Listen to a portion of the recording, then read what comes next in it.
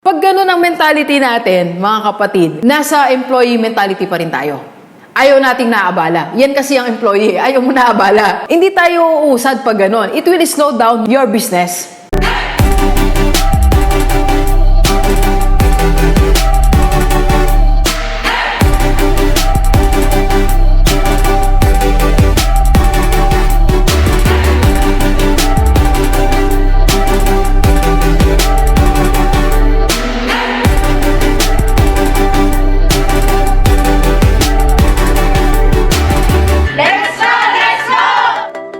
Alright, so magandang hapon sa lahat ng mga bago members ng ating new YouTube channel, IMG Rockstar. Sa mga hindi pa nagsasubscribe, click mo na po yan, like, and share. Alright?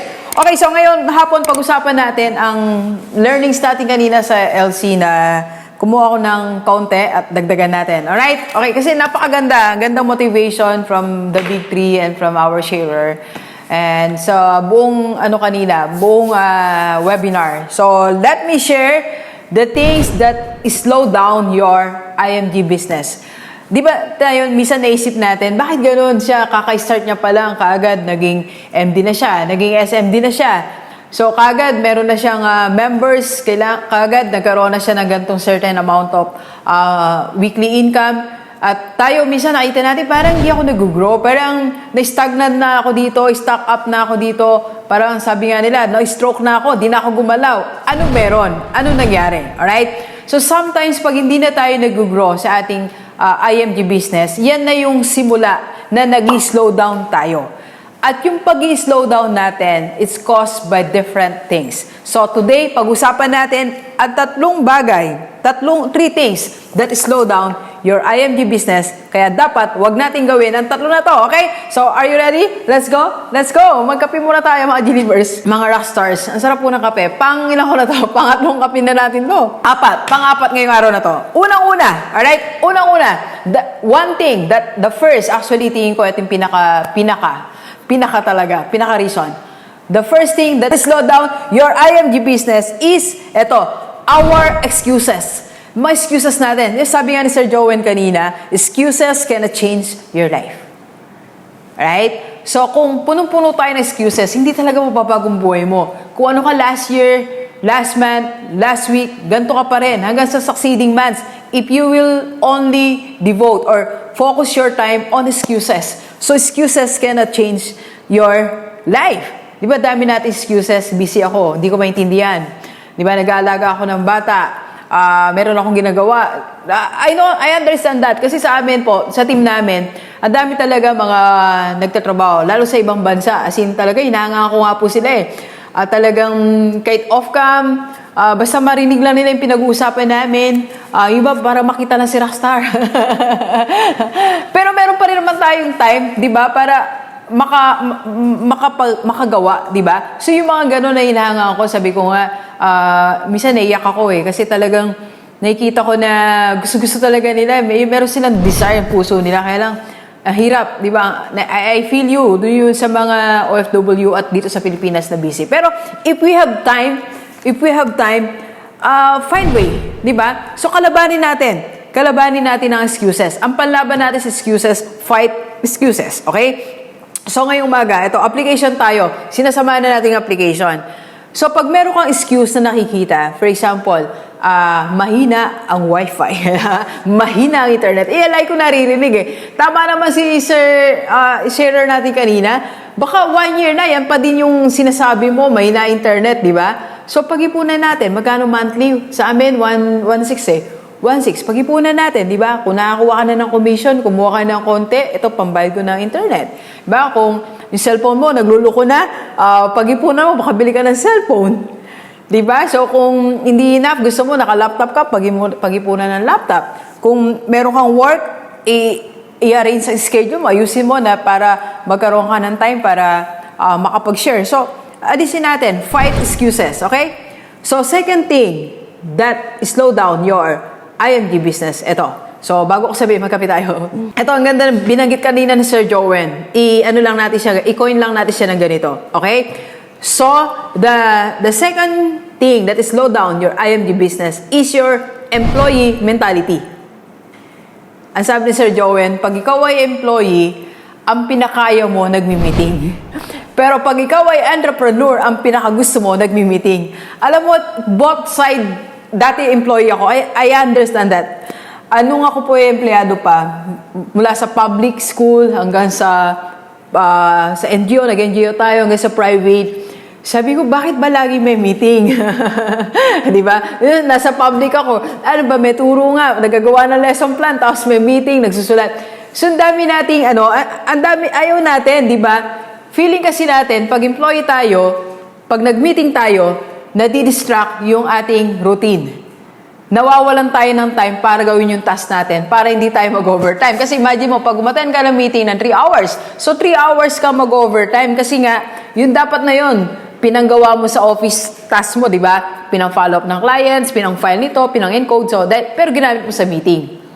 So, that's why ayaw natin ng meeting. So, kung nandun pa rin tayo, mga kapatid, ngayon, sa ganung mentality, ayaw ng meeting, nainis ka pag, paano may meeting, lalo yung mga rockstar, every day, every night, 8 p.m. Sabi na iba, ano ba, Dok, hindi ba tayo mag-iwaiwalay? Pag ganun ang mentality natin, mga kapatid, nasa employee mentality pa rin tayo. Ayaw nating naabala. Yan kasi ang employee. Ayaw mo naabala. Pag gusto mo mag-check ka lang. Ayaw mo naabala. So, hindi tayo uusad pag ganun. It will slow down your business. So, anong gagawin natin ngayon, Doc? Ang gawin natin ngayon, mag-shift tayo from employee's mentality to entrepreneur mentality. That means, manatili tayo empleyado, I know, may mga trabaho tayo, manatili tayo dyan, pero yung mentality natin, when it comes to IMG, gawin natin siya entrepreneur mentality. So, that means open ka for meeting. Ikaw na bang una, magkusa, sabihin mo sa MD mo, SMD, sa CEO mo, laban tayo meeting. Di ba? Ano oras ang meeting? Tapos maga ka, you prepare, may notebook ka naka-ready, malinis yung paligid mo, maayos yung background mo, kausapin mo yung family mo, sabi mo, huwag kayo maingay, huwag kayo magkagulo. May meeting ako. So, tapos ready, attentive, your mind, nandun ang isipan mo. You are ready for the meeting and you love meeting. That's the only way na unlad ang yung negosyo, tandaan natin. Kaya nga po sa amin, nag-usap kami ng aming coach, Ma'am Jen Quinto. Hi, Ma'am. Sabi ko, kailangan, eto muna tayo eh. Eto yung mag-meeting tayo, Ma'am Jen. Sabi ko, hindi kami makita-kita araw-araw ng mga, G-Leavers, mga rockstars. Kasi nga, bago pa lang team namin. Ako, consider ko siya para sa akin na 3 months pa lang talaga kami nagpo-focus dito. Kaya napakabago pa, kaya kailangan namin meeting. Okay? Next natin. Habang tayo kape ulit. Next po, number 3, that is slow down your IMG business is misalignment. Misalignment. Iba yung ginagawa mo, iba yung objective mo, iba yung sinasabi mo. Ganito po siya. Hindi ka naka-align. Ito ang main office, ito ang team mo, ito ka. Alright? So, kung anong adhikain ng main office, adhikain ng team mo. At yun din adhikain mo. Yun din ang pitch mo. Yun din yung sinasabi mo outside. Kaya minsan may namamali kung ano binabanggit sa labas. Magkaiba. Minsan yung iba nagbebenta ng mutual funds. Di tayo nagbebenta ng mutual funds, di ba? Minsan namamali tayo ng press release outside kasi nga hindi tayo naka-align. Bakit hindi tayo naka-align? Hindi tayo naka-align kasi hindi tayo nagbi-meeting. So we need alignment. So dapat ang sinasabi natin tinatanong natin sa boss natin o sa leader natin. Sabi mo, eto nga po ba to? Kaya nga napakahalaga, uma-attend ka sa team mo, uma-attend ka rin sa LC. Ito kasi, nandito yung yung mga announcement. Baka convention ngayon, hindi ka pa naka-register, hindi ka tayo naka-align, di ba? Alright? So anong gagawin natin, Doc, ngayon na hindi pala naka-align o kung hindi ako naka-align, anong gagawin natin? Para ma-align ka, kapatid, you always ask help, attend meeting, tapos magtanong ka. Tanungin mo yung MD mo, SMD mo, CEO mo. When in doubt, you ask. Walang nakakaya. Ako nga, ngayon nagtatanong ako. Ngayon nga, nagtanong ako kay Ma'am Jen. Sabi ko, magre-renew ako ng car insurance. So, you ask. So, napakalaga po nun. Naka-align tayo. Isa tayo ng tono. We're singing one tune. Isa tayo ng sinasabi sa mga tao. Okay? So, these three po slow downs your IMG business. Kaya pag nilabanan mo to, it will speed up your IMG business. So, saan ka? Slow down o speed up? So, dito na tayo. And these three will be your catalyst. Ano magiging catalyst mo ngayon? Fighting excuses, entrepreneur mindset, and alignment. Okay? So, yan. Sana nakatulong tayo sa ating lahat. Ayan ang challenge ngayon sa inyo ni Rockstar. Okay? So, sa lahat naman hindi pa nakakapag-join sa IMG, di mo alam kung paano, join ka sa Team IMG Rockstar. O kung merong nag-send sa'yo ng link at gusto mong mag-join sa IMG, balikan mo siya, sabi mo, I want to join your team. Okay? Maraming salamat. And please share this video sa lahat ng mga kaibigan natin, kahit OFW o dito sa Pilipinas, para sama-sama tayo mabago at mula dating buhay. Thank you very much, Gilivers. Enjoy the rest of the day. Yeah. Let's go, let's go.